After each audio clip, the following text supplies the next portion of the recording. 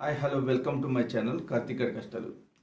మనం తమ్నైల్ ఏదైతే చూసామో దాంట్లో చెప్పిన విధంగా తనూజ ప్రేక్షకుల మనసు గెలుచుకుందా. అలాగే కళ్యాణ్ గురించి కూడా మనం మాట్లాడుకుందాం. కళ్యాణ్ గురించి ఏం మాట్లాడదాం అనేది నెక్స్ట్ సెకండరీ చూద్దాము. తనూజ ప్రేక్షకుల మనసు గెలుచుకుందా లేదా అనే దాని గురించి చూద్దాము. ప్లస్ అందరూ చూస్తున్నారు, ఒక సపోర్ట్ కింద ఒక లైక్ చేయండి. కొత్తగా కుదిరితే కొత్తగా ఎవరైనా వచ్చి ఉంటే సబ్స్క్రైబ్ కూడా చేయండి. ఓకే, మన వీడియోలోకి వెళ్ళిపోదాం. వచ్చేసి తనూజ నిజంగానే ప్రేక్షకుల మనసు గెలుచుకుంది. ఎందుకని చెప్తున్నానంటే, ఇన్ని రోజులు నా వీడియోస్ చెక్ చేయండి. ఇన్ని రోజులలో నేను తనూజని ఎప్పుడు ఏదో ఒక విషయంలో తన్ని నేను నెగిటివ్గానే ఆలోచించాను. కానీ ఈరోజు నాకు నెగిటివ్గా ఆలోచించాలని నాకు అనిపించట్లేదు తనూజ మీద. ఎందుకని అంటారంటే, ఇప్పుడు తను గేమ్ ఎలా అయినా ఆడినివ్వండి, గేమ్ ఆడిన తర్వాత చివరిగా ఎవరైతే గెలుస్తారో వాళ్ళే తోపు. అలాగే ఇప్పుడు తనూజ తోపు. ఎందుకంటే తనూజ గెలిచి టాప్ 5లోకి వెళ్ళడానికి ఆల్మోస్ట్ వెళ్ళిపోయింది. తను ఇప్పుడు గెలిచినా గెలవైనా తను టాప్ 5లో ఉంటుంది అనుకోండి. కానీ ఇప్పుడు టాప్ 5లో గెలుచుకోవడానికి వెళ్ళినప్పుడు కన్ఫెషన్ రూమ్లో బిగ్ బాస్ పిలిచిన తర్వాత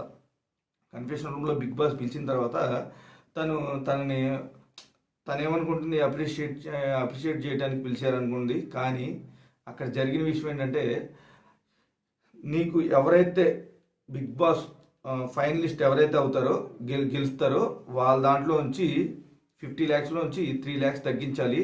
నీ పాయింట్స్ ప్రకారంగా తగ్గిస్తే నువ్వు టాప్ 5లోకి వచ్చేస్తావు అని చెప్పినప్పుడు తను చాలా హంబుల్గా అంత ఆలోచించి తన నిర్ణయం తీసుకుంది.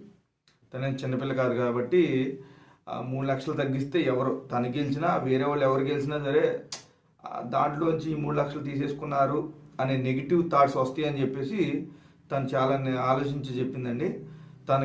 తన మెచ్యూరిటీకి ఎక్సలెంట్, అసలు దానికి నమస్కారం. ఇంకోటి, తను చేసిన గేమ్లో మీకేమనిపించింది అంటే తను అలా ఇవ్వటం కరెక్టా కాదా అనేది కామెంట్ చేయండి. అలాగే కళ్యాణ్ పడాల. కళ్యాణ్కి వచ్చిన ఆపర్చునిటీని మిస్లీడ్ చేసుకుంటున్నాడండి. అంటే తను గెలిచి ఒరే బాబు తను గెలిచి టాప్ 5లోకి వెళ్ళిపోయాడు, ఇంకా మళ్ళీ ఏం చెప్తామని అనుకోవచ్చు. కానీ ఇప్పుడు పవన్ ఏదైతే చేశాడో, పవన్ ఏదైతే రీతు వెంట తిరిగి అలా చేశాడో అది వాళ్ళిద్దరికీ కంబైండింగ్గా కుదిరింది, వాళ్ళ నడిచిపోయింది. నేను అలా కాదు, నువ్వేంటో మనకు ఒక యాడ్ వస్తుంది, ముందు ఒకళ్ళు నడుస్తూ ఉంటారు, వెనకాల ఒక కుక్క పిల్ల నడుస్తూ ఉంటుంది, హచ్ కుక్క పిల్లలాగా. అలా ఉంది కళ్యాణ్ పాడాల తీరు. ఎందుకనంటే కళ్యాణ్ తనూజ ఏం చెప్తే అదే తలూపిస్తున్నాడు, ఏం చెప్తే అదే చేస్తున్నాడు. తనూజ కోసమే నేను బిగ్ బాస్ హౌస్కి వచ్చానని పోర్ట్రే చేస్తున్నాడు. నువ్వు బయటికి వెళ్ళిన తర్వాత తనూజ నేను పట్టించుకోదు నాన్న, నువ్వు నిజంగా నిర్భయాన్ని వేస్తున్నావు. నీ గేమ్ సూపరు, కానీ ఇది ఒక్కటి తగ్గించుకోవాలని నేను చాలాసార్లు చెప్పాను. అది అంటే మీకు వేరేలాగా ఉన్నా కూడా చాలామంది బయటకు వచ్చి చెప్పినప్పుడు, కానీ మేము